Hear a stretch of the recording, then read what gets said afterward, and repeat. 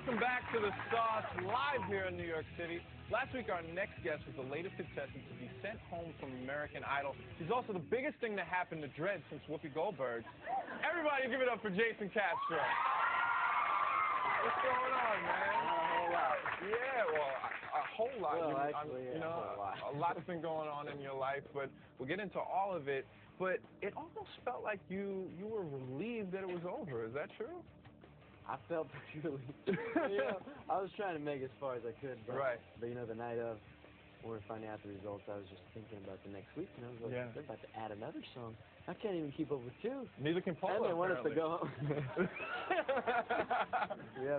So then that night when they told me I was going home, I was like, all right, I'm okay with that. Yeah. That's but cool. At what point does it change, like, where it's just like, you know what, I've made it as far as I wanted to? It wasn't even a matter of as far as I wanted to, but almost as far as I was capable of. Because, like, you know, all my work was just getting kind of mediocre because of the time, the way I do things, I couldn't keep up. Right. And so that's no fun doing stuff that's not as good as you could be, you know? Yeah. It's frustrating. Well, it's a huge thing that you have to go through every day. But did you ever think, like, you know what, I'm definitely going to win this? Was there a point? No. No way. No, why not? I didn't even, you were one of the favorites. Well, I mean, like, when I first tried, I didn't know if I was going to be on the jokes or if I was going to be real. So I didn't know if I could sing yet. I was like, we'll see.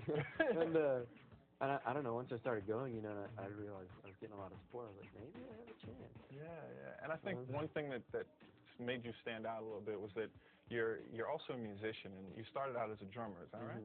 Yeah. True. All my life, I only started playing guitar like 3 years ago. Wow. And singing after that, like, I've been singing like 2 years. So it's really all new to me. Wow. Well, you're doing a great job. You also have a band, right? I had a band. I played drums in. Okay. That was like 2 years ago.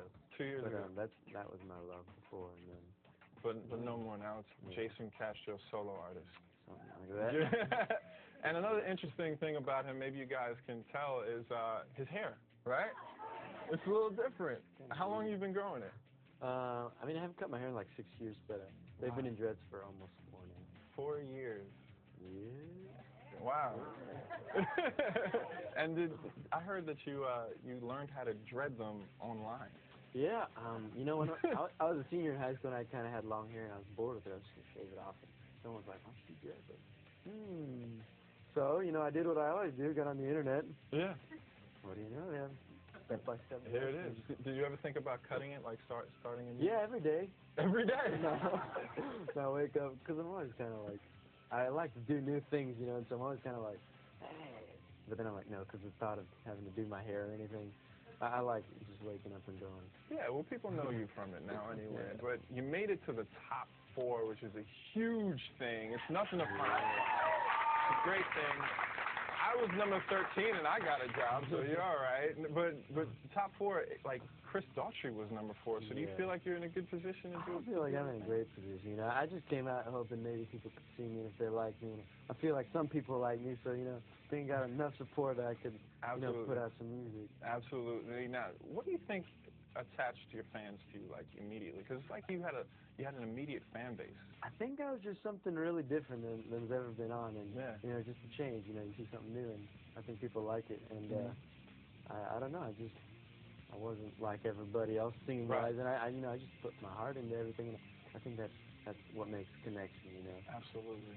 And now that it's all over, you get to go on tour, which is really cool. You get to see everybody. But what are your plans after the tour? I mean, I just want to make some music somewhere. We'll keep it moving. See wherever that is. Yeah. Yeah. Great. And you had an interesting choice that I think has never been done before in American Idol. You said it was a Bob Marley song, but it's like an Eric Clapton song, right? No, he redid it first, but Bob Marley, didn't he? Bob Marley wrote that. Bob Marley wrote Eric Clapton covered it. You the man. Yeah. Jason, thanks so much for stopping by. Jason Castro, everybody. Man, gotta keep things moving. Over to my homeboy, Steve.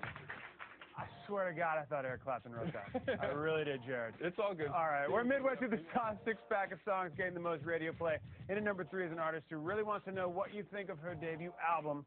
Submit your thoughts to JordanSparks.com. And if you're picked, you'll be featured on her website. Here's Jordan at number 3 with No Air.